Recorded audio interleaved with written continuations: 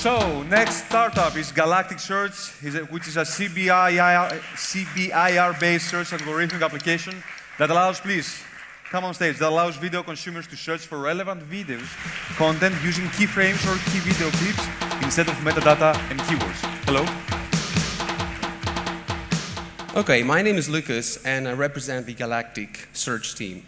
So, Galactic Search is a content-based image retrieval application project that allows video consumers to look for video footage using keyframes or mini video clips rather than keywords or descriptive metadata. So, our main argument here is that in the same way the startling growth of internet over these past years has given birth for search engines.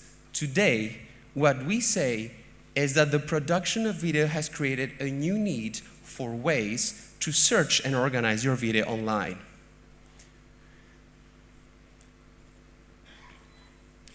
Now, describing a small video is easy, but what do you do for larger databases? Let me take the example of Gravity, a movie. Imagine for a second that you are the film director, Alfonso Cuarón.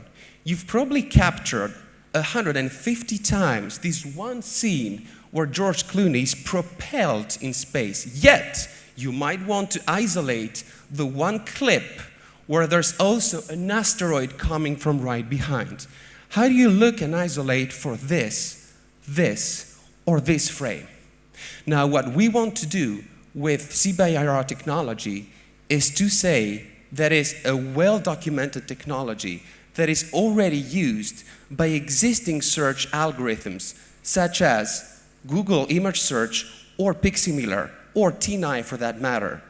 What we want to do is use the very foundations of CBIR technology and create Galactic Search on this existing algorithm in order to create a new algorithm that will create ways of indexing and searching for videos online, not using descriptive metadata or keywords, but keyframes or mini video clips.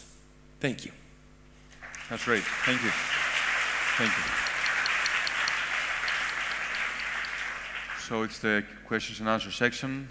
Time begins right now. Okay, so is there anything similar right now? Who are your competitors? So what we've seen in the market is searching algorithms such as the ones I've mentioned before already used, but they've never been applied to video search. And that's the main difference for our project, and that's why we think this is a great opportunity to tap in. Could you describe us how the average user of any age, any knowledge, what's his input? How physically, how does he do? When you search, you type. When you have an image, you do images. How do you do it? So usually, for example, with YouTube, to index footage, what you need to do is to describe the video footage with descriptive metadata or tags. It's only then that the user can actually go ahead and upload this piece of video in a set database. So what we want to do is to create an extraction system from features of the image, and that could be loudness, text, color, or other features relevant in the picture itself rather than words describing it. And then we put each one of these features as a multidimensional point in an XYZ axis. Once we've done that, we compare that unique multidimensional point with another one. The shortest distance between these two delivers the best search query. Sorry if that was too scientific. Sorry. So if I'm your potential user, how does it work for me exactly? So if you're the average user, say for example, you're an editor. You're the editor of the movie Gravity, right? So what you normally do is to have hours and hours of footage you cannot really search within. So what we say is that we want to create a commercial plugin for existing editing software, such as the Avid Media Composer, Adobe's Production Premium, or Apple's Final Cut Pro, And that plugin will be able to communicate with the editing software and will allow you to upload images or videos you can identify only for a very short keyframe or image. So it basically trims the time you need to spend on editing, looking, and fixing your product. And you can do that automatically in an automated way very, very fast. So have you actually tested your product with potential customers? Is it out, ready for production? We have not tested our product, but we do hope that with your help, we will very, very soon. Any more questions?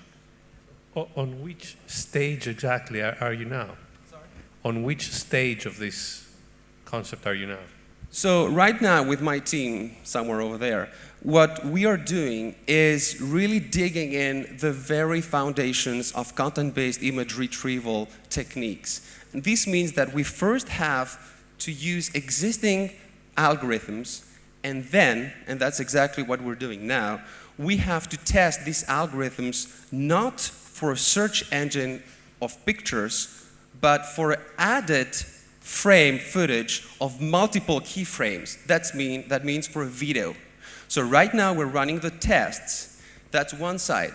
The other side is that we're also really learning better the ongoing existing editing market. So I've mentioned a couple of brands before, and we really try to see how these differentiate from each other. For example, Apple's Final Cut Pro already has a feature to identify shorter or more distant pictures. So we need to understand exactly what's out there to start building our type. Can you give us a specific example that quantifies the benefit for the user? Okay, so let's say, for example, that you are in downtown Athens and it's November 17th. You are a journalist and you've just been out there in the streets trying to capture the demonstration. So what happens is that you work approximately 6 or 7 hours in the streets and you get a little card that's in your camera. What you then need to do is go back in the editing studio and put your card in the editing software. Most times it's Avid. Once you've done that, you need to wait 1 hour, and then you need That's okay, we have to be honest. Sorry. 4 hours to edit it. Okay. With this, you could do it faster. Okay. Sorry, no time. These are the rules. You may put it over there. Okay. So now we have time. It's for the advices. It's the advices section. 2 minutes, please. I think if there is something wrong with this presentation, what I'm receiving is you're fascinated by the technology and you have no idea what the problem or what the user wants. You just, yeah, I don't want to go in more detail, but forget technology. What one of the first presentation was, identify the problem, the necessity. If it's not necessary, there's no point existing. If it's feasible, it has to be necessary.